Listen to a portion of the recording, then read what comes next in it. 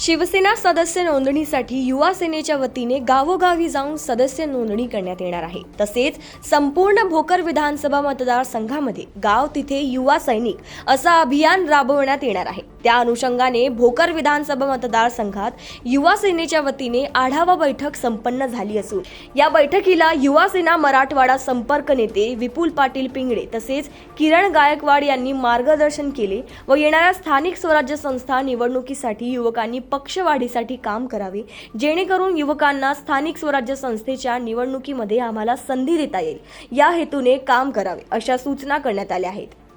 युवा विजय महाराष्ट्र दौऱ्याच्या निमित्ताने भोकर विधानसभा इथे युवा सेना पदाधिकाऱ्यांची आढावा बैठक घेण्यात आली व आगामी काळात ज्या होऊन घातलेल्या स्थानिक स्वराज्यांच्या ज्या निवडणुका असतील तिथे आम्ही युवा सेनेच्या माध्यमातून जे युवा सेनेचे पदाधिकारी चांगलं काम या विधानसभेत करत असतील व जे इच्छुक असतील त्यांना आम्ही पक्षांकडे त्यांचे नाव निवडणुकीसाठी रिकमेंड करणार आहोत।